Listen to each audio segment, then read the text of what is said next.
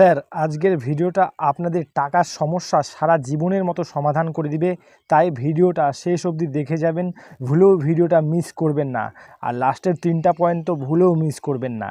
দেখুন স্যার, আজকে আমি একটা চার্ট বানিয়েছি। এই চার্টের মধ্যে আপনাদেরকে বোঝাবো গরিব আর ধনী মানুষদের চিন্তাধারার মধ্যে পার্থক্য। গরিব মানসিকতার মানুষরা কি করে, তারা সময় বিনিয়োগ করে টাকা কামানোর জন্য এবং সেই টাকা দিয়ে জিনিস কিনে তার টাকা পয়সা শেষ করে দেয়। আবার সময় খরচা করে টাকা কামানোর জন্য, সেই টাকা দিয়ে চাওয়া প্রয়োজন জিনিসগুলা নিজের কিনে কিনে তার টাকা নষ্ট করে দেয়। সে রেস্টুরেন্টে খেতে যায়, সে ঘুরতে যায়, সে মানুষের পিছনে খরচা করে, কিন্তু ভবিষ্যতের জন্য কোনো টাকাই সঞ্চয় করে না। এইভাবেই গরিবদের টাকা নিয়ে সার্কেল চলতেই থাকে। এরপর ধনী মানসিকতার মানুষরা কী করে, সময় বিনিয়োগ করে টাকা উপার্জন করার জন্য টাকা দিয়ে সম্পদ তৈরি করে, সেই সম্পদ থেকে জিনিস কেনে।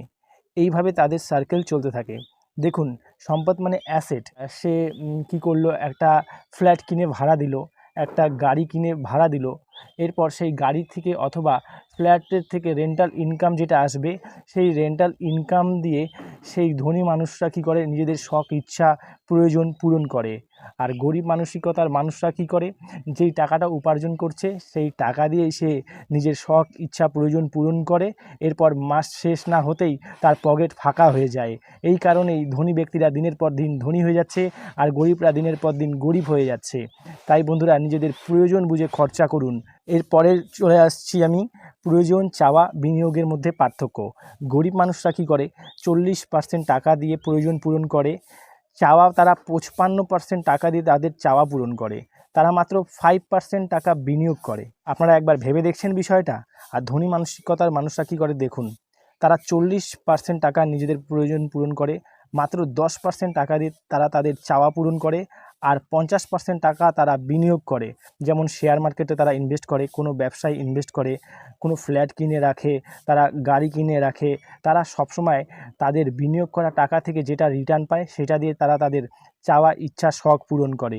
কিন্তু গরিব মানসিকতার মানুষরা কী করে, উপার্জন করা টাকা দিয়েই নিজেদের শখ ইচ্ছা পূরণ করে, টাকা জমায় না, বিনিয়োগও করে না। এর কারণে তারা কী করে, লোন নিয়ে জীবনযাপন করে। লোন নিতে হয় কেন মানুষকে? কারণ তাদের কাছে জমানো টাকা থাকে না।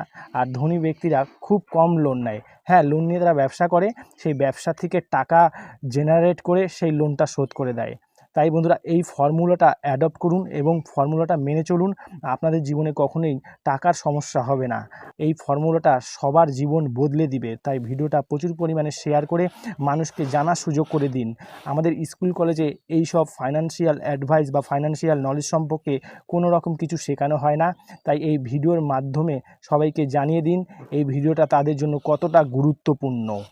ভিডিওটা ভালো লাগলে আমাদের ফেসবুক পেজটা ফলো করে দিবেন এবং ইউটিউব থেকে ভিডিওটা দেখে থাকলে চ্যানেলটা সাবস্ক্রাইব করে দিবেন।